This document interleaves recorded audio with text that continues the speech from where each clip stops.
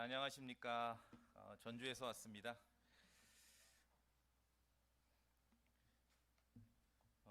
다들 처음 뵙죠. 예. 어, 부산하고는 제가 좀 인연이 있습니다. 지금 전주에서 소망침례교회를 하고 있는데 그 25년 복구해도 돼요? 예, 25년째 그 목회를 하고 있습니다. 저 25년 전에 전주 내려가서 교회를 개척을 했는데 킹제임스 성경으로 복음을 전하고 킹제임스 성경을 가르치려는 목적으로 전주에 이제 교회를 시작했는데 그 전에 서울에 있으면서 여러 지역을 다녔어요. 성경 공부. 그 당시에 새마을호 5시간씩 타고 부산도 많이 다녔어요. 예. 지금 와 보니까 약간 아쉽네요. 자, 오전에는 이제 준비된 대로 설교를 하고요. 오후 시간에는 오후 시간에는 이제 그 재미있는 제가 이제 어디 가면 타이틀을 정하거든요. 김재근 목사의 재미있는 중국 이야기. 예, 제목 보고 좀 흥미로운 분들은 오후에 잠깐 참여해 주시기 바랍니다.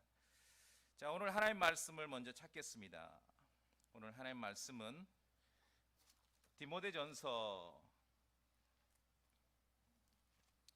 디모데전서 3장입니다. 디모데전서 3장.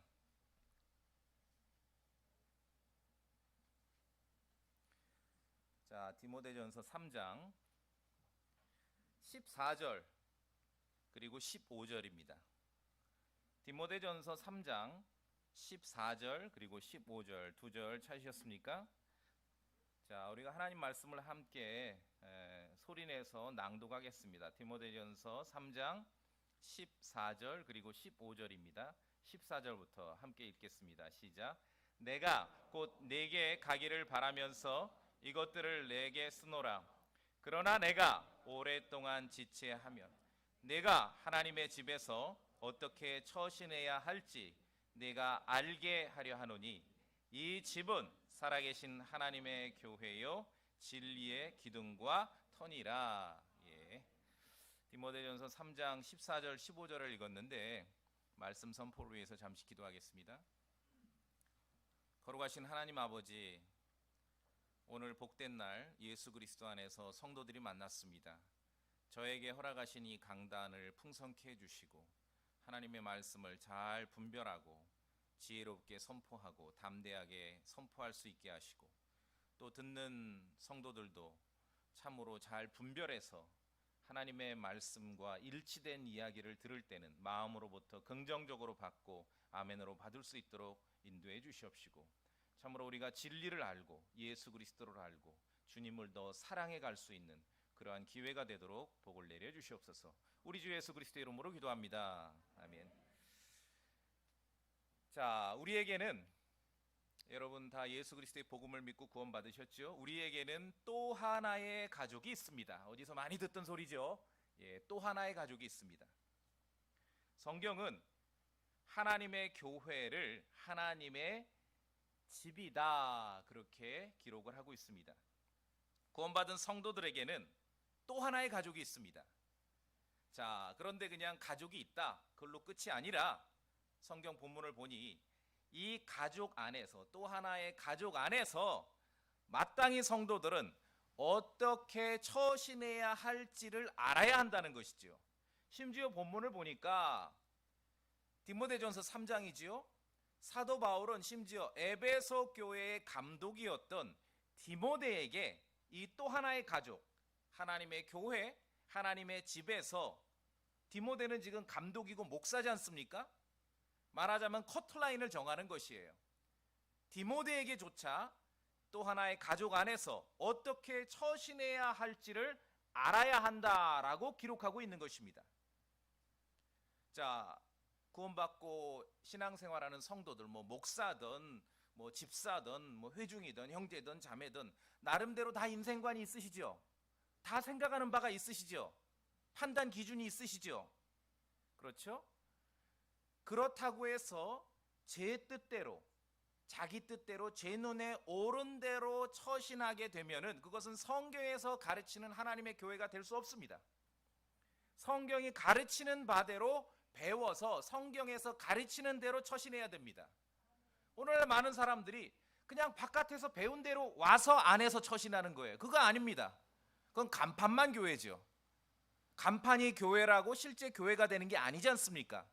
그럼 우리가 성도로서 하나님의 집에, 하나님의 교회에 모여서 또 다른 가족을 이룰 때는 이 가족 안에, 저 지난주에 명절 때, 이번에 잘 모이진 못했지만 명절 모이면은, 대가족이 모이면은 다 처신이 있지 않습니까? 할아버지 어떻게 하고, 삼촌 어떻게 하고, 고모들 어떻게, 조카들 괴롭히고, 다 처신들이 있죠? 이것을 바깥에서 배우는 것이 아니라 성경 기록을 통해 배워야 된다는 것입니다. 가끔 저에게 질문을 해요. 목회 한 25년, 한 교회에서 한 25년쯤 됐다 하면은 뭐 장로교회 합쳐도 좀 말거리가 돼요. 그렇죠? 가끔 질문합니다. 아, 목사님은 목회 철학이 뭡니까? 목사님은 목회 비전이 어떤 것이죠? 여러분 한번 물어보세요. 저한테 비전 있냐고, 철학이 뭐, 물어보세요. 없어요.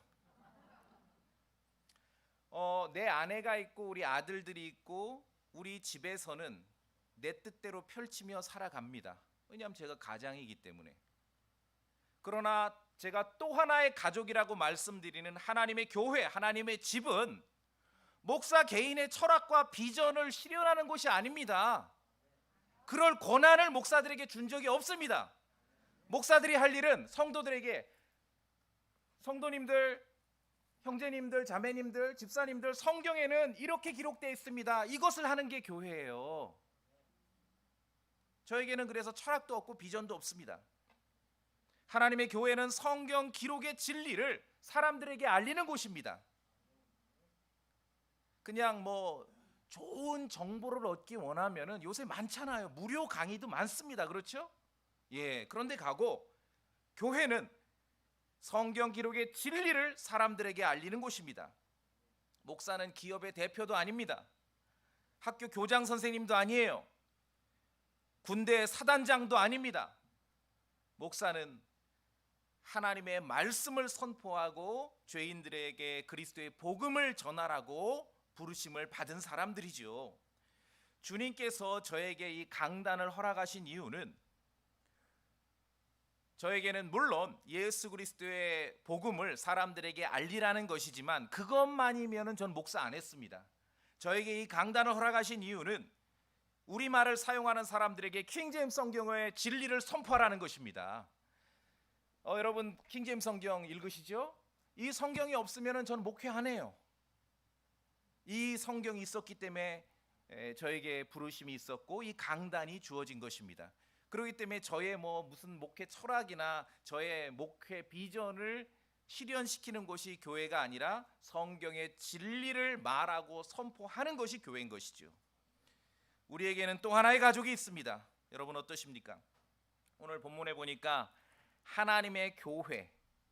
자, 1차적으로 사도 바울이 에베소 교회의 감독, 즉 목사님인 디모데에게 쓰고 있는 것입니다. 뭐라고 쓰고 있습니까? 하나님의 교회는 하나님의 집이다. 15절에 보셨습니까? 내가 하나님의 집에서 어떻게 처신해야 할지 내가 알게 하려 하노니, 목사부터 알라는 거죠. 그렇죠? 목사부터. 하나님의 교회는 하나님의 집입니다. 집입니다. 자, 성경에서 교회, 이것은 굉장히 영적인 진리거든요. 그런데 이런 하나님의 교회, 이런 영적인 진리를 우리에게 풀어서 알려주실 때는 누구나 알 수 있는 쉬운 이야기로 바꿔서 설명을 합니다. 하나님의 교회는 하나님의 집입니다. 그럼 어떤 분이 물어요. 아, 목사님 여기서 이 집의 의미는 어떤 것입니까? 의미 없어요. 여러분 집 아시죠? 그냥 그 의미예요. 하나님의 집이라고, 하우스라고 말할 때 어떤 신비적인 의미가 거기에 감춰져 있는 게 아닙니다. 그냥 여러분이 성경 지난주에 한 자도 안 읽은 분들도 알 수 있는 그 집입니다. 아시겠습니까? 그 집이에요. 성경은 교회를 설명하면서 그냥 우리가 알고 있는 그 집으로, 쉬운 개념으로 설명하고 있는 것입니다. 자, 여기서 이제 한 가지 오해하지 말아야 될 것은 하나님의 집, 이것은 돌과 나무로 짓는 건물은 아닙니다. 그렇죠? 예. 하나님의 집은 철근과 콘크리트로 짓는 빌딩은 아닙니다. 어제 딱 오니까 막 칠도 하고 청소하고 대단히 부러워요. 막 활력이 있습니다. 교회 예배당 관리하고 예배당도 오래됐고 저는 이런 좀 약간 낡은 듯한 건물을 좋아하거든요. 너무 좋아요. 마음에 들어요. 그런데 대단히 부럽지는 않습니다. 제가 어제 본 건 그냥 건물을 본 거거든요. 저 건물 구경하러 온 게 아니에요. 바로 여러분을 만나러 온 거거든요. 하나님의 집은 돌과 나무로 짓거나 철근과 콘크리트로 짓는 빌딩이 아닙니다. 하나님의 집은 예수 그리스도 안에서 성도로 부르심을 받은 사람들이에요. 여러분이에요. 여러분이에요. 하나님의 교회입니다. 구원받은 성도들이 함께 뭉칠 때 그것이 하나님의 교회고 그것이 하나님의 집이 되는 것이에요. 온 세상이, 온 천지가 건물이 교회고 교회가 건물이고 빌딩이 하나님의 집이라고 우겨도 여러분 거기에 동의하시면 안 됩니다. 성경에 그렇게 가르친 적이 없습니다. 아시겠습니까? 거기에 동의하시면 안 돼요. 가끔 그런 뉴스를 봐요. 제 이제 친구들 중에서도 뭐 영국 어디 보니까 기독교회가 그래 이슬람 회당으로 팔려버렸대. 어떻게 이런 일이 있느냐? 그런 일도 있을 수 있어요. 자, 부산 제1성서 침례교회가 조건 이보다 더 좋은 장소로 옮겨요. 그럼 이거 팔고 가면 여기 절간이 들어올 수도 있습니다. 아시겠습니까? 예, 별일 아니에요. 하나님의 집은, 하나님의 교회는 예수 그리스도의 복음을 믿고 성도로 부르심을 받은 사람들입니다. 사람들. 이거 포기하시면 안 됩니다. 하나님의 교회는, 하나님의 집은, 우리에게 또 하나의 가족은 예수 그리스도 안에 있는 사람들이에요. 성도들이에요. 그렇기 때문에 그리스도 안에 있는 사람들 귀한 줄 알아야 되는 것입니다. 귀한 줄 알아야 돼요. 그래서 오늘 본문에서 하나님의 집에서 어떻게 처신할지 알아야 된다라고 했을 때는 오늘 예배당에 와서 내가 어떻게, 그게 아니라 다른 성도들, 구원받은 다른 크리스찬들과의 관계 속에서 어떻게 처신해야 하는지를 알라는 겁니다. 이 공간 속에서 어떻게 처신하는지 알라는 게 아니라, 아시겠습니까? 다른 성도들, 하나님의 교회가 이루어졌을 때, 믿음의 가족들이 뭉쳤을 때 그 속에서 내가 어떻게 처신해야 하는지를 알라는 것이지요. 그것을 어디서 배워야 됩니까? 성경에서 배워야 하는 거예요. 바깥에서 배우는 게 아니라. 그래서 성경은 너무나 자세하고 섬세하게 우리에게 가르쳐 줍니다. 예를 들어 디모데전서 3장은 감독은, 목사는 이러이러하라, 이렇게 하라. 또 디모데전서 3장에 집사는 이러이러하라. 읽어보셨죠? 또 다른 디도서에 보면은 젊은 남자는 이렇게 하라, 젊은 여자는 이렇게 하라, 연로한 여자는 이렇게 하고 연로한 남자는 이렇게 하고, 또 주인들은 어떻게 하고 종들은 어떻게 하고, 뭐냐면은 바깥에 가면은 같은 회사 사람인데 같은 교회 나오는 경우도 있잖아요. 그랬을 때 서로 교회에서 성도로서의 관계는 어떻게 해야 되는지 너무나 자세하고 섬세하게 알려주고 있습니다. 우리에겐 또 하나의 가족이 있습니다. 하나님의 집이고 하나님의 교회입니다. 그러나 하나님의 집이고 하나님의 교회는 눈으로 보여지는 나무와 돌로 지어지거나 철근과 콘크리트로 지어지는 이 빌딩이 아닙니다. 구원받은 예수 그리스도 안에 있는 사람들입니다. 사람들이에요. 그래서 그리스도 안에 있는 사람들을 귀하게 여길 줄 알아야 되는 것입니다. 또 하나의 가족이 있습니다. 하나님의 교회는 하나님의 집입니다. 오늘 디모데전서 3장 15절에 분명히 기록하고 있죠. 하나님의 집이다. 이 집은 살아계신 하나님의 교회요. 그렇죠? 자, 문제가 있습니다. 근데 현대인들은 성경은 분명히 하나님의 집이다. 야, 교회는 하나님의 집이야. 집에 어떤 막 신비적인 의미를 찾을 필요가 없습니다. 여러분이 아는 그 집의 그 개념입니다. 하나님의 집이라고 묘사하고 있는데, 집을 세우기보다는 이게 바깥 세상 사람 얘기하는 게 아니에요. 예수 그리스도의 이름을 부른다는 사람들 속에서 벌어지는 일들이, 현대인들이 하나님의 교회를 하나님의 집으로 세우기보다는 자꾸 하나님의 학교로 세우고 회사로 세우고 군대로 세워요. 간판만 교회라고 해서 교회가 아닙니다. 성경이 가르치는 대로 세워지고 운영되어야 진짜 교회가 되는 것입니다.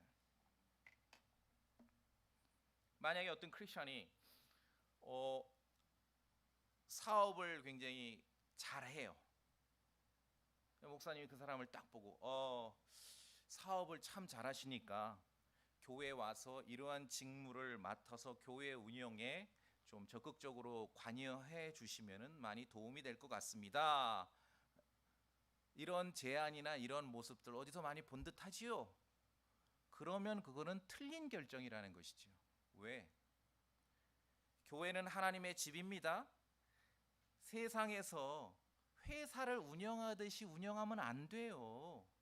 회사는 뭡니까? 이윤을 내는 곳이잖아요. 이익을 내는 곳이죠. 교회는 그런 데가 아니에요. 하나님의 집입니다.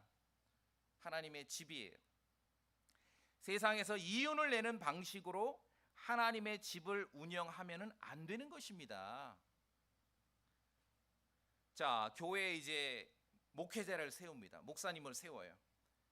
자, 그러면 목사님을 세울 때 그 조건 1, 2, 3 딱 나오지 않습니까? 뭐 좋은 신학교, 뭐 좋은 학위, 뭐 좋은 스펙. 만약에 여러분이 이런 것들로 목사님을 세운다면 그건 틀린 결정입니다. 온 세상이 그것이 옳다고 하더라도 그건 틀린 결정입니다. 왜? 성경이 그렇게 가르치질 않습니다. 성경은 교회 목회자 감독을 볼 때 뭘 보라 그러냐면은 학교나 신학교나 스펙을 보지 말고 그가 가정생활을 어떻게 하는지를 보라 그랬습니다. 디모데전서 3장을 보시겠습니다. 디모데전서 3장에 감독에 대해서 조건을 얘기를 하면서 쭉 1절부터 7절까지 있는데 하나도 우리가 놓쳐서는 안 되지요. 그러나 분량상 가장 많은 이야기를 하고 있는 게 어떤 내용이냐 하면 보세요. 제가 읽을 테니까 여러분 한번 눈치채 보세요. 2절에 감독은 반드시 책망받을 것이 없으며 한 아내의 남편이며, 그 다음에 내려갑니다. 4절 자기 집을 잘 다스려서 자기 자녀들을 모든 위엄으로 복종시키는 자라야 할 것이며, 5절 남자가 자기 집을 다스릴 줄 알지 못하면 어찌 하나님의 교회를 돌볼 수 있으리요. 자, 교회의 감독에 있어서의 객관적이고 명확한 기준이 무엇이냐 하면은 그의 가정 삶을 보라는 거지요. 그의 아내를 보아야 되는 것이고 그의 자녀들을 보라는 거예요. 그런데 어떻습니까? 온 천지가 교회 목사님 하면 신학교 어디 나왔어요? 어디 뭐 근사한 교단 소속이에요? 뭐 미국 유학 갔다 왔어요? 안 갔다 왔어요? 온 세상이 그러한 기준을 갖다 들이대더라도 여러분이 정말 구원받고 성경을 믿으신다면 그냥 성경을 믿으셔야 됩니다.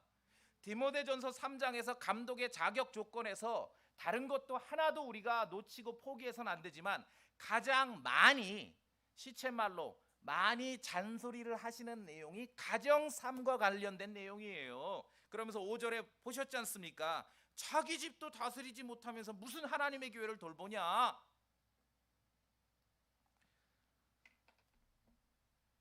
자기 집을 잘 건사하는 사람이 교회도 잘 건사할 수 있어요. 목회자로서 교회에서 목사로서 문제가 있다. 볼 거 없습니다. 집안에 문제 있습니다. 안 봐도 비디오입니다. 성경이 그러하다는 것입니다.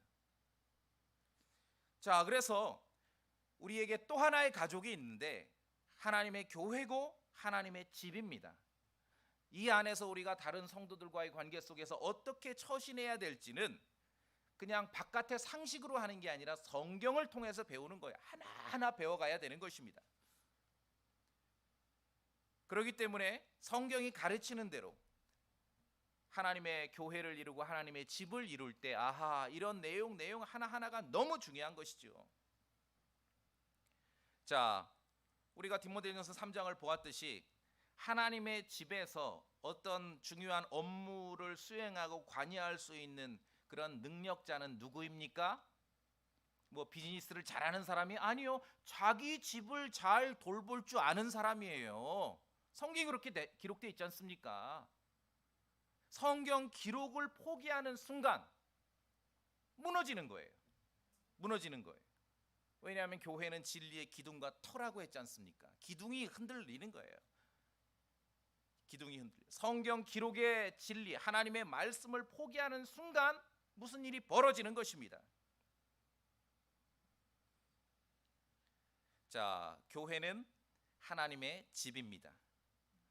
교회가 하나님의 집이기 때문에 자격 조건을 따질 때 정말 육신의 제 집을 잘 돌보는지를 보라고 돼 있는 것입니다. 여러분 동의하십니까? 그냥 집이에요. 그래서 집이에요. 집이에요. 온 천지가 막 어떤 학교의 기준을 들이밀고 기업의 기준을 들이밀고 군대의 기준을 들이밀더라도 여러분이 성경을 믿으신다면은 한번 주어진 삶 가운데 예수 그리스도를 영광스럽게 하는 삶을 살기를 원하신다면은 성경 기록에서 물러서시면 안 되는 것이에요. 또 하나의 가족이 있습니다. 교회는 하나님의 집입니다. 자, 그래서 세속적인 기준으로 너는 필요 없어. 너는 필요 없어. 당신은 별로 유용하지 않아. 당신은 없어도 될 것 같아. 이렇게 정하면 안 돼요. 기업은 그럴 수 있어요. 제가 만약에 회사를 운영하면은 월급은 주는데 일도 못 하고 시간 맨날 지각하고 그 속 터지지요. 만약에 회사면은 당장 잘라버려요. 저는 뭐 볼 거 없습니다. 저는 좀 냉정하거든요. 바로 잘라버립니다. 기업은 그렇게 해야 됩니다. 학교도 그래요. 안 그런 것 같지만 학교도 그래요. 이 학생은 우리 학교 학생으로 적합치 않습니다. 잘라버리지 않습니까? 그러나 교회는 하나님의 집이라고 성경에서 기록되어 있습니다. 하나님께서 그렇게 묘사하셨어요. 집은 그래서는 안 된다는 것이에요. 어르신들이 너 이놈의 자식 그따위 짓 하면 너 호적에서 파버리겠다. 호적에서 판 사람 없어요. 역사 이래로 말뿐이에요. 집은 그런 데가 아닙니다. 아시겠습니까? 그래서 하나님의 집이라고 묘사한 거예요. 교회는 우리가 성경에서 가르치는 대로의 어떤 진리를 받고 그런 마음가짐을 소유해야 됩니다. 집을 짓는데 성경에서의 건물은 돌과 나무로 짓거든요. 집을 짓는데 커다란 돌덩이, 바위덩이 하나로 절대로 집을 지을 수 없습니다. 여기 집 짓는 분들 있을 거 아닙니까? 돌로 집을 짓는다 하더라도 큰 바위돌 하나로 집을 지을 수가 없어요. 제가 이제 교회사를 연구하는데 좀 아주 뭐 특별한 마음이 있어가지고 뭐 침례교 성도들이라면 알 수 있는데 이제 교회사에서 왈덴시안이라는 그러한 믿음의 선배들이 있었는데 그들에 대해서 이제 관심이 많아서 책으로만 보다가 그들의 어떤 역사 유적지를 실제로 이제 탐방을 했습니다. 500년 전에 왈덴시안 마을을 가봤더니 다 집들이 돌로 돼 있어요. 야, 정말 너무 기뻤어요. 시청각 교육이잖아요. 뭐 나무로만 돼 있었고 콘크리트로만 돼 있어도 감동받고 올 판인데 다 집이 전부 돌이에요. 그래서 사진을 찍으면서 잘 관찰을 했더니 돌로 된 집이 어떤지 아십니까? 큰 바위돌 하나로 지은 집은 단 하나도 없습니다. 돌로 된 집은요, 큰 돌이 있고 작은 돌이 있고 둥근 돌이 있고 네모난 돌이 있고 뾰족한 돌이 있고 납작한 돌이 있고, 무슨 말씀인지 아시겠습니까? 온갖 돌들이 모여서 각자 제 위치에 들어맞아야 집이 되는 것입니다. 교회가 그러하다는 것입니다. 교회가. 성경은 예수 그리스도를 보배로운 산돌, 리빙스톤, 보배로운 산돌, 그 아프리카 선교사 리빙스톤이 그 예수 그리스도의 조남입니다. 리빙스톤으로 묘사하면서 한국 사람들은 돌 그러면 기분 나빠해요. 그런데 크리스찬은 기분 나빠하면 안 돼요.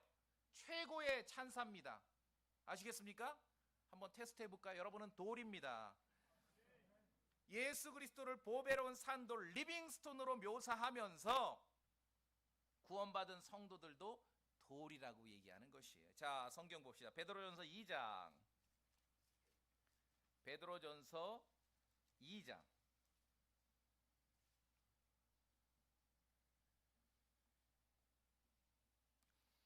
베드로전서 2장 펴셨습니까? 5절에 보니까 자 4절 끝부분에 보배로운 산돌이신 베드로전서 2장 4절 보배로운 산돌이신 그분께 나와 예수 그리스도죠. 리빙스톤입니다. 5절에 제가 봅니다. 너희도 이제 구원받은 성도들이지요. 살아있는 돌들로서 무엇으로 건축됩니까? 영적인 집으로 건축되고 제가 그 왈덴시안 마을에 가서 본 것은 실제 그런 물리적인 집이었습니다. 돌로 지어진 집이었지만 성경에 이제 하나님의 교회, 믿음의 성도들로 이루어지는 집은 영적인 집입니다. 영적인 집. 영적인 집을 짓는 재료는 무엇입니까? 살아있는 돌들입니다. 구원받은 성도 한 사람 한 사람이 다 돌이 돼서 집이 되는 것이에요. 그럼 목사님이나 집사님들이 볼 땐 그래요. 좀 맨들맨들한 돌만 있었으면 좋겠다. 그죠? 막 삐죽하고 납작하고 막 뾰족뾰족하고 쪼개지고 좀 덜 되고 이런 돌이 있으면 속이 답답해요. 그냥 아이고 맨들맨들한 돌만 있으면 좋겠다. 맨들맨들한 돌만 있으면요 보기는 좋아요. 그런데 집은 못 짓습니다. 집을 지려면은 뾰족한 돌도 필요하고 작은 돌도 필요하고 큰 돌도 필요하고 네모난 돌도 필요하고 동글한 돌도 필요하고 맨들맨들한 돌도 필요하고 다 필요합니다. 다 필요해요. 그래서 구원받은 성도들이 왜 군대라고 안 하셨을까요? 군대면은 다 똑같아야 돼요. 근데 그것으로는 영적인 집을 질 수가 없습니다. 구원받은 성도들이 예수 그리스도 안에서 각자의 개성을 가지고 각자 살아있는 돌들로서 그렇게 특색 있게 살아가는 거예요. 그러니까 여러분이 보실 때 다른 성도들을 볼 때 때로는 막 답답하고 여기 책상 밑에서 주먹이 오르락내리락 하더라도 참아주셔야 됩니다. 다 있어야 집이 되는 거예요. 부산 분들은 돌로 된 집을 못 보셨나요? 예, 좀 찾아서 보세요. 부산에도 있을 거 아닙니까? 그렇죠? 이렇게 옛날 그 담. 어제 그 밤에 좀 걸으면서 여기 동네 성이라고 있어서 저는 성을 보려고 갔는데 껌껌해서 길을 잃어서 그냥 헤매다 왔습니다. 돌로 된 그런 건물 담벼락을 보셔야 됩니다. 똑같은 돌로 짓지 않습니다. 우리도 살아있는 돌들로서 함께 모여서 영적인 집이 되는 것입니다. 영적인 집. 또 하나의 우리의 가족이 있는데 교회는 하나님의 집입니다. 오늘 하나님의 집이 요 공간 안에 모인 것이에요. 여러분 동의하십니까? 요대로 저 주차장으로 가면 하나님의 집이 어디 있는 것입니까? 그 주차장에 있는 것이에요. 온 세상이 말씀드린 대로 나무로 짓고 돌로 짓고 철근으로 짓고 콘크리트로 짓는 것이 교회라, 이것이 하나님의 교회다, 이것이 하나님의 집이다. 온 세상이 그렇게 말해요. 제가 볼 땐 99.9%가 그렇게 말해요. 그렇더라도 여러분 성경의 진리를 포기하시면 안 됩니다. 포기하시면 안 됩니다. 세상에서 아무리 훌륭하고 지혜로운 사람이 말하더라도 하나님의 말씀을 우리가 최고로 붙잡아야 되는 것입니다. 제가 어디 가서 뭐 소위 말해서 뭐 스펙도 좋지 않고 유학도 못 갔다 왔고 그랬는데 어디 가서 막 당당히 말하거든요. 그럼 믿는 바가 있어서 그래요. 믿는 바가 하나님의 말씀에 대한 믿는 바가 있으니까 당당히 말합니다. 성경 기록을 따르지 않고서는 하나님의 집을 든든히 세울 수가 없습니다. 자, 뭐 이런 신앙적인 영역에서도 또 이런 충돌이 있어요. 성경 기록을 따를 것인지, 어떤 목사님의 주장을 따를 것인지, 아니면은 어떤 전문가들, 뭐 신학자들의 주장을 따를 것인지. 여러분, 영적인 집을 지어가는 데 있어서는 한 톨도 성경 기록을 벗어나면 안 됩니다. 그건 무너집니다. 반드시 무너집니다. 읽어보시면 옛날에 그런 그 가스펠송 많이 불렀는데 그냥 제가 말만 해도 여러분 기억하실 거예요. 사람들 건축자들의 버린 돌 같은 그 버린 돌 아시죠? 성경에 뭐라고 되어 있습니까? 여기 베드로전서 2장에 있어요. 2장에 7절에 건축자들이 거부한 돌. 건축자들은 누구예요? 빌더. 집 짓는 전문가들 아닙니까? 그렇죠? 집 짓는 전문가들이 필요 없다라고 버린 그 돌이 바로 모퉁이의 머릿돌이 되신 것이에요. 예수 그리스도죠. 세상에서 집 짓는 전문가가 모퉁이의 머릿돌을 못 알아본 것입니다. 여러분, 세상의 어떤 이론이나 주장과 유명세로 기록된 성경을 이길 수 없는 것입니다. 하나님의 말씀이 있다면은 우리가 당당할 수 있는 거예요. 배짱이 있는 거예요, 배짱이. 집 짓는 전문가들도 모퉁이의 머릿돌을 알아보지를 못했다는 것입니다. 그렇기 때문에 믿음 안에서 살아있는 돌들로 또 하나의 가족인 하나님의 교회, 하나님의 집을 짓는 일에 있어서는 세상의 이론이나 신학자들의 어떤 주장이 필요한 것이 아니라 우리에게는 이 킹제임스 성경에 기록된 하나님의 말씀만이 필요하다는 것입니다. 여기에서 한 걸음도 포기하거나 물러서서는 안 되는 것이에요. 대단히 화려하진 않지만 제가 이제 전주에서 왔는데 둘째가 이제 대학생인데 전주에서 태어났거든요. 25년을 지금 시작한 그 교회에서 목회를 하고 있습니다. 킹제임스 성경. 그것도 시작할 때 우린 킹제임스 성경으로만 합니다. 25년 전에. 그렇죠? 그렇게 해서 여기까지 온 것이에요. 그거 하나로 좀 뚝심은 있는 사람이구만 짐작이 되시죠? 예. 그런데 이게 뚝심으로 된 게 아니라 제가 믿는 바가 있어서 그런 것입니다. 하나님의 말씀이 있었기 때문에 가능한 것이에요. 성경은 이렇게 말합니다. 성도님들, 왜냐하면 다 말씀드렸잖아요. 각자 삶이 있고 생각이 있고 다 배운 바가 있기 때문에 인생관이 있고 철학이 있고 뭔가 다 견해가 있어요. 그럼 이야기하면은 성도님들, 성경은 하나님의 집에 대해서 이렇게 말합니다. 그 이야기도 굉장히 일리는 있지만 성경은 이렇게 말합니다. 우리는 하나님의 말씀을 따라야 할 것입니다 라고 그렇게 했기 때문에 제가 이제까지 한 교회에서 목회할 수 있었다는 것입니다. 우리에게는 또 하나의 가족이 있습니다. 하나님의 교회는 하나님의 집입니다. 하나님의 교회는, 사실 교회라는 성경 용어는 약간은 어려워요. 신비라고 말하기 때문에, 미스테리라고 말하기 때문에 영적인 진리인데 그 교회를 쉽게 풀어서 설명한 것 중에 하나가 오늘 디모데전서 3장에서는 집이라는 얘기입니다. 하우스. 집 알죠? 유치원생도 알아요. 성경의 진리라는 것은 이러하다는 것입니다. 그리스도 안에 있는 사람들, 에베소서 2장에 있는 표현으로 하나님의 집안에 속한 자들. 자, 명절 때 집안 사람들 모이죠. 육체의 집안이 있다면은 구원받은 성도들에게는 영적인 집안도 있습니다. 그러니까 어떤 사람들이 이렇게 생각해요. 신앙생활은 하긴 해야 되는데 딱히 이렇게 그렇게 좋게 표현할 말이 없으니까 그냥 집이라고 하고 가족이라고 한갑다. 그게 아닙니다. 리얼, 실제로 우리에게 하나님의 집안에 속한 영적인 집안이 있다는 것입니다. 여러분 동의하십니까? 이게 중요해요. 진짜예요, 진짜. 왜? 자, 육체적으로도 같은 집안이 누가 모여요? 아버지가 같은 모이죠. 제 아버지랑 여러분 아버지랑 같아요, 달라요? 달라요? 같죠? 아버지가 같으면 같은 집안이지 않습니까? 또 한국 사람들 아버지가 같다는 표현을 달리 뭐라 그러냐면 같은 핏줄이라 그래요.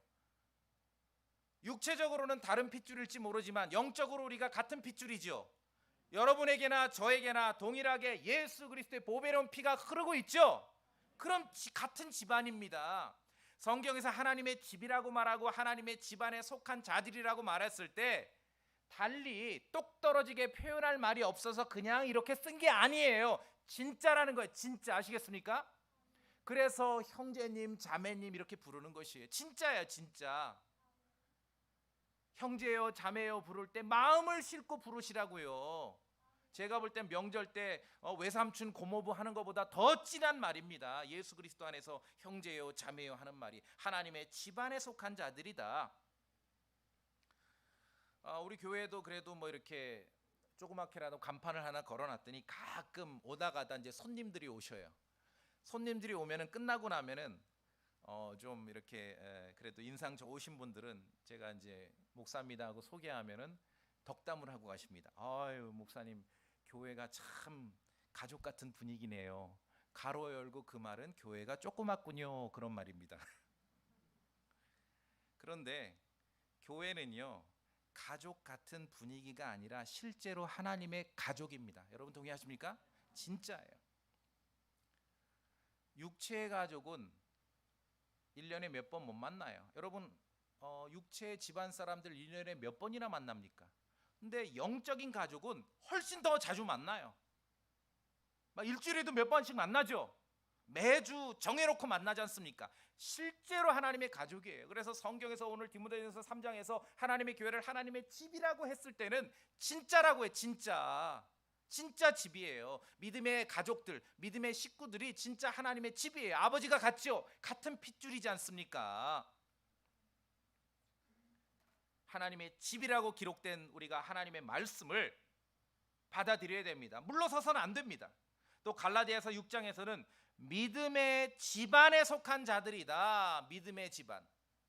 어디서 많이 듣던 소리죠. 무슨 뭐 크리스천 TV 이렇게 유명 인사 나오면 뭐 믿음의 집안에서 자라셔서 아니, 그게 믿음의 집안이 아니라 예수 그리스도의 복음을 믿고 함께 뭉쳐진 성도들이 믿음의 집안인 것이에요. 말하자면 오늘 우리가 설날 믿음의 집안들이 다 모였지 않습니까? 성경에서 집이라고 말하면은 하나님께서 진리로서 우리에게 집이라고 써 주셨다는 걸 받아들여야 됩니다. 이것을 너무 가볍게 여겨요. 그러다 보면은 세상의 유명한 사람들, 세상의 신학자들의 논리와 주장에 따라서 교회를 세워가게 되는 거예요. 그럼 무너집니다. 볼 거 없습니다. 제가 장담합니다. 그런 식으로 하면 무너집니다. 여러분의 교회, 여러분의 하나님의 집을 탄탄히 든든히 세우시길 원합니까? 그러면은 온 세상의 이론을 다 거절하시고 성경 기록대로 하겠다라는 결심이 있으셔야 됩니다. 그래야 영적인 집이 지어지는 것이에요. 말씀드린 대로 그 왈덴시안 마을 갔더니 돌들로 된 집이죠. 500년 됐는데 아직도 튼튼해요. 안 무너집니다. 동글동글한 돌들로만 지어진 게 아니라 온갖 돌들로 지어졌기 때문에 안 무너지는 것이에요. 그렇죠? 좀 이렇게 저런 사람은 좀 빠졌으면 좋겠는데 때로는 이런 생각, 그 돌도 있어야 안 무너지는 거예요. 교회는 그 돌도. 말씀드렸잖아요. 너 그럼 이놈의 자식 그따위로 하면 호적에서 파버리겠다. 집은요, 실제 판 적이 없어요. 그냥 말뿐입니다. 세상에 회사도 아니고 기업도 아니고 학교도 아니기 때문에 집은 이러하다는 것입니다. 집입니다. 집. 여러분, 하나님의 교회가 하나님의 집이라는 성경 기록을 오늘 마음으로 받으실 수 있겠습니까? 예. 집 나간 자식들도 명절 때는 집으로 오지요. 집에 오는데 뭐 고향 집에 올 때 부모님이 있고 할머니가 있고 할아버지가 있고 형제들이 있는 집에 올 때 얼마나 즐겁고 가벼운 마음으로 오겠습니까? 여러분 그런 경험 해보셨습니까? 직장 다니시는 분 퇴근하고 집에 가면 뭐 합니까? 퇴근했는데도 이렇게 넥타이 매고 TV 볼 때도 소파 이렇게 정좌로 앉고 그렇게 하는 분들, 내일 즉시 전문가의 상담을 받아보시기 바랍니다. 집에 가면 어떻게 해요? 딱 추리닝이 있고, 집에 가면 추리닝 있고 소파에 앉을 때도 똑바로 안 앉죠. 회사에서 앉듯이 안 앉죠. 탁 비스듬히 앉고, 그렇죠? TV 보거나 아니면 뭐 스마트폰으로 넷플릭스 보거나 편해요.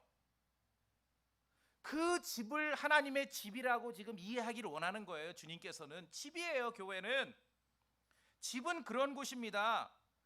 크리스찬이 교회에 오려고 집에 오려는데 마음이 돌덩이야.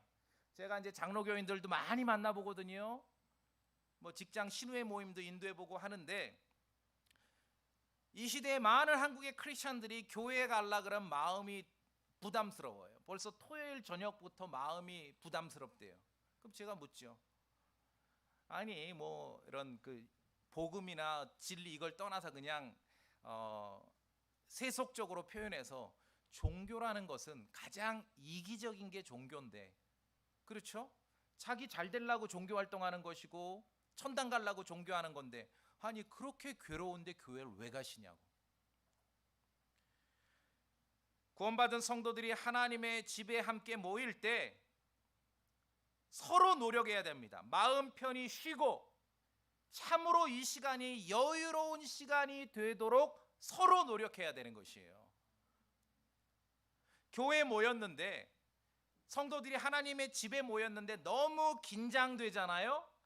몇 시간 모이지도 않았는데 막 너무 긴장되면은요, 곤란한 일 생기면 다 도망가 버립니다. 집안에 설날은 왔는데 추석 때 조카가 안 와. 왜 안 올까요? 설날에 너무 긴장됐어요. 안 오는 거예요. 하나님의 집입니다. 학교 아니에요. 군대 아니에요. 회사 아닙니다. 하나님의 집이에요. 교회는. 누가복음 15장에 보시면 왜 잘 아시는 그 탕자 이야기 아시죠? 둘째 아들이죠. 꼭 문제는 둘째 아들이 일으켜, 그렇죠? 먼 나라 가서 한국말로 이 둘째 아들 이 탕자는 우리말로 불쌍놈이에요. 아버지가 돌아가시지도 않았는데 유산을 땡겨받았어. 먼 나라 가서 허랑방탕하게 살다가 재산 다 날리고 쫄쫄 굶게 생기니까 이 작은 아들이 어떻게 했어요? 어디로 돌아갔습니까? 집으로 갔습니다. 그 집에는 빵이 풍족했고 좋은 옷이 있었고 편안한 쉼터가 있었고 무엇보다도 작은 아들을 이제나 저제나 기다리는 아버지가 계셨습니다. 그런 곳이 집입니다. 둘째 아들도 탕자도 제 집이 좋은 줄 아니까 돌아온 것입니다. 그나마 양심은 있어가지고 아버지 앞에 와서 아버지 눈앞에서 죄를 지어 싸우며 더 이상 그래서 아버지의 아들이라 불릴 자격이 없나이다. 이게 회사면은 그대로 바로 삭제시켜버려요. 아들. 학교면은 바로 삭제시켜버리는데 집에서는 이게 의미가 없어요. 아시겠습니까? 집에서는 호적에서 파겠다는 얘기도 의미가 없고 내가 이제 더 이상 아버지의 아들이라고 불릴 수가 없습니다. 이 말도 의미가 없습니다. 작은 아들이 그렇게 아버지 앞에 회개하고 돌이키기는 했으나 아버지는 그를 따뜻하고 기쁘게 받아주신 것이에요. 누가복음 15장의 탕자 이야기죠. 그런 곳이 집입니다. 구원받은 성도들로 이 땅에 우리에게 한 번밖에 삶이 주어지지 않는데 구원받은 성도들로 하나님의 교회를 이룹니다. 그런데 이 교회를 하나님께서는 집이라고 묘사하신 거예요. 여러분 신기하지 않습니까? 아니 하나님께서 학교라는 단어를 모르시겠냐고요. 근데 굳이 집이라고 하신 거예요. 성도들이 모이는 교회는 그러한 곳이라야 하는 것입니다. 온 세상의 모든 조직이 사람 모이는 데는요 다 법규와 규칙이 있습니다. 하다못해 10명 모이는 친목계도 회칙부터 만들어. 그렇죠? 꼴락 초등학생 동창회 몇 명 모이는데도 뭘 만들어 자꾸. 그런데 유일하게 여러분 삶을 한번 돌아보세요. 유일하게 뭐 없는 데가 어디예요? 여러분 집이죠? 여러분 집이에요. 혹시 이런 분 있어요? 뭐 그런 분 있으면은 뭐 제가 찍어서 말하는 건 아니지만 죄송합니다. 우리 집 가칙 10시 이후에 들어오면은 뭐 구류 15일 12시까지도 안 들어오면은 뭐 6개월 용돈 없어. 그럴 수도 있어요. 뭐 그건 가장의 마음이니까. 근데 제가 주안에서 공부합니다. 그 집에 애들 가출할 가능성이 커요. 집은 그래서는 안 되거든요. 누가복음 15장에 정말 한국말로 이거 표준말입니다. 불쌍놈 같은 그 작은 아들도 왔잖아요. 근데 아버지가 어떻게 했으면 받아주신 거예요. 따뜻하게. 집이라는 것은 그러한 곳이에요. 하나님의 교회를 하나님의 집이라고 묘사했습니다. 그렇기 때문에 이 집에서 또 하나의 가족, 이 가족들 사이에서 우리가 어떻게 처신해야 될지 참으로 성경을 통해서 힘써 배워야 할 거 아니겠습니까? 그렇죠?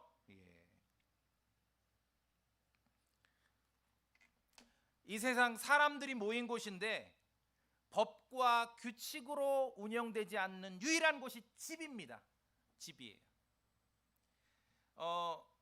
결혼하신 분들은 아시겠지만 뭐 부부간의 갈등이 있어 각서 써봐야 의미 없어요. 아시죠? 각서 써봐야 의미 없는 거 아시죠? 예, 집이라는 건 그런 곳이에요. 목숨 명줄 달린 문제가 아니라면 집은요 어떤 곳이에요? 이랬다 저랬다 하는 곳이에요. 집은 그래야 돼요. 그래야 애들이 가출 안 해요. 학교 가도 학교 같고 집에 가도 학교 같고 그럼 애들이 집을 나간다니까요. 집을 찾아서, 마음의 안식을 찾아서. 하나님의 집은 법과 규율이 지배하는 곳이 아닙니다. 하나님의 학교나 하나님의 회사로 만들지 마세요. 심한 경우는 하나님의 교도소로 만들지 마세요. 학교나 회사나 교도소 특징이 뭡니까? 똑같아요. 그렇죠? 똑같아. 다행히 교회 오니까 좀 천만다행인데 저는 개인적으로 그냥 제 개인 기준이에요. 저는 크리스천 이런 커뮤니티 내에서 벌어진 일 중에 제일 제가 개인적으로는 마음에 안 드는 게 노래할 때 똑같은 옷 입고 노래하는 거예요. 왜 그래요? 군대예요? 교도소예요? 자, 예수 그리스도 안에 있는 사람들, 살아있는 돌들, 여러분이 구원받고 하나님의 집을 이루시지요? 또 하나의 가족에 속하십니까? 그럼 우리는 이미 학교 졸업했습니다. 자꾸 학교 만들지 마세요. 갈라디아서 3장 봅시다. 갈라디아서 3장.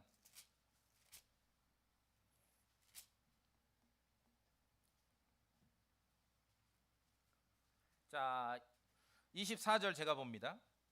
그런즉 율법은 우리를 그리스도께 인도하는 훈육 선생이었으니 이것은 우리가 믿음으로 의롭게 되게 하려 함이라. 25절 같이 읽어볼까요? 갈라디아서 3장 25절 시작. 그러나 믿음이 온 뒤에는 우리가 더 이상 훈육 선생 아래 있지 아니하도다. 자, 훈육 선생을 킹제임스 성경에서 찾아보시면은 아주 너무 쉬워요.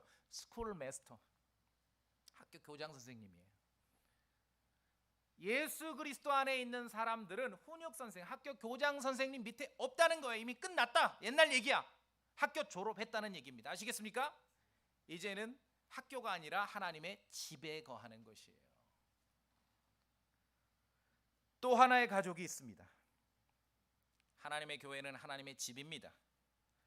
집에는 갓난아이도 있고 어린아이도 있고 청년도 있고 장년도 있고 노인도 있죠. 여러분 집에는 육체적으로 그러합니다. 하나님의 집도 마찬가지입니다. 그런데 여기서 유의하셔야 됩니다. 하나님의 집은요, 육체적 나이로 끊어서 뭔가를 하려고 한다면은 그것은 참으로 제가 볼 땐 어리석은 결정입니다. 자, 청년이 있습니다. 노인이 있어요. 청년이라고 속사람도 청년입니까? 겉사람은 청년이지만 속사람은 장년일 수 있죠. 노인이 있습니다. 노인이라고 겉사람은 노인이지만 속사람도 노인입니까? 겉사람은 70대이지만 속사람은 이제 갓난아이일 수도 있죠. 그래서 성경은 하나님의 집이라고 말하기 때문에 하나님의 집에도 영적으로 갓난아이 있고 어린아이 있고 청년 있고 장년 있고 노인 있는 것이에요. 이건 영적인 것이에요. 교회에서는 영적인 것, 겉사람으로 평가해서 뭐 끊어서 하면은 안 돼요. 속사람을 볼 줄 알아야 되는 것이에요. 속사람을. 10대 학생이 있습니다. 그럼 이 10대라고 해서 속사람도 10대냐고요. 속사람은 아주 장성한 크리스찬일 수 있지 않습니까? 이것을 동의해야 됩니다. 우리가 하나님의 교회는 영적인 것을 따지는 곳이에요. 육체의 나이는 바깥에서 친구들끼리 따지는 것이고 교회는 영적인 나이를 따지는 거예요. 그래서 교회 지도자들, 목회자나 집사나 성숙된 형제들은 속사람을 이렇게 우리가 판단할 수 있어야 됩니다. 속사람을. 그래야 하나님의 집이 되는 것이지요. 자, 또 하나의 가족이 있습니다. 하나님의 집이고 하나님의 교회입니다. 이제 한 가지만 더 말씀드리면 오늘 본문에 보니까 하나님의 교회를 진리의 기둥과 터라고 말하고 있습니다. 자, 이것만 기억하십시오. 교회는 진리가 아닙니다. 진리를 떠받치는 기둥이고 터입니다. 제가 거의 1시간 동안 지금 하나님의 집이, 하나님의 교회가 세상에서 가장 중요한 진리인 것처럼 설교했지만 하나님의 집, 하나님의 교회보다 더 중요한 진리가 있습니다. 이 교회가 진리 자체가 아니라 진리를 떠받치는 기둥이고 터라는 것입니다. 예수 그리스도께서 진리이시고 기록된 하나님의 말씀이 진리입니다. 주님 기도하실 때 당신의 말씀으로 저들을 거룩히 구별해 주십시오. 당신의 말씀, 아버지의 말씀이 진리인 줄 압니다라고 말씀하셨습니다. 교회는 이 진리를 떠받치는 곳이에요. 교회가 주인공이 되려고 한다면은 무너집니다. 진리를 잘 떠받치고 진리를 잘 드러내려고 한다면은 하나님의 교회는, 하나님의 집은 든든히 세워지게 될 것입니다. 교회가 든든히 세워지고 하나님의 영적인 집이 든든히 세워지는 비결이 무엇에 있습니까? 죄인들에게 진리이신 예수 그리스도를 부지런히 선포하면은, 내가 선포하는 것은 그리스도의 복음인데 세워지는 것은 교회가 세워지는 것이에요. 또 진리인 하나님의 말씀을, 여러분 손에 들고 있는 하나님의 말씀 킹제임스 성경을 열심히 지키려고 한다면은, 내가 지키는 건 성경인데 세워지는 건 교회가 든든히 세워지는 것입니다. 왜? 교회는 진리의 기둥이고 터기 때문에 그러한 것입니다. 막 그냥 전전긍긍해서 교회를 어떻게 막 세워서 어떻게 흩어지지 않고 어떻게 잘 운영해 볼라 그러면은 힘들어요. 교회는 진리를 굳게 떠받치고 진리를 지탱할 때 교회는 든든히 세워지는 것입니다. 여러분 동의하시겠죠? 예. 자, 또 하나의 가족이 있습니다. 예수 그리스도 안에서 만나는 성도들과 우리가 이제 구원받아 하나님의 집을 이루는 것입니다. 하나님의 집입니다. 그리스도인은 누구든지 이 집에서 어떻게 처신해야 할지를 성경 기록을 통해 배워야 하는 것입니다. 저한테 묻지 마세요. 저 몰라요. 물어봐야 저도 뭐 성경 몇 장 몇 절에 있습니다 이 말밖에 못합니다. 여러분, 한 번밖에 주어지지 않는 인생 가운데 구원받고 이제 크리스찬으로 살아가시죠. 이 땅에 지금 존재하는 진리의 기둥과 터라고 묘사하신 하나님의 집에서 여러분이 영적으로 안전하고 행복하고 평화로운 그러한 삶을 이어가시길 바라겠습니다. 예, 다 같이 기도하시겠습니다. 여러분 잠시 기도하실 때 사람의 말은 다 까먹어도 되고요. 성경 기록, 하나님의 말씀, 내가 성경 기록에서 오늘 이런 걸 봤다. 그것이 여러분이 기억에 남는다면은 그 진리를 붙잡고 여러분 하나님 앞에 은혜를 구하시고 그 말씀대로 살아갈 수 있도록, 그리고 우리 교회가, 여러분의 교회가 참으로 든든히 세워질 수 있는 그러한 계속 여정으로 나아갈 수 있도록 잠시 우리가 좀 여러분 각자가 좀 잠깐만 기도하시겠습니다. 다 같이 기도하시겠습니다.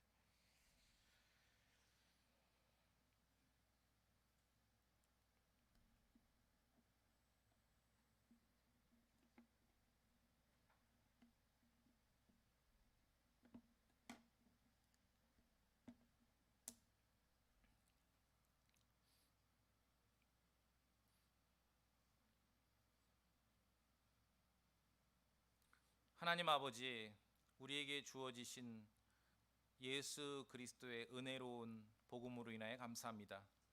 또 우리가 구원받은 성도들이 악하고 광야 같은 세상에 홀로 있지 아니하고 믿음의 지체들과 함께 하나님의 교회를 이루고 하나님의 집을 이루게 하심을 감사합니다.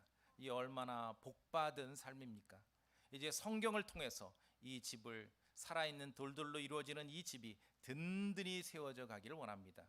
참으로 누구라도 이 집에 와서 쉼을 얻고 평화를 얻고 정말 악한 세상에서 힘들었지만 하나님의 집에 와서 편안하게 이렇게 쉬면서 누릴 수 있는 그러한 집이 될 수 있도록 주님께서 은혜를 베풀어 주시옵소서.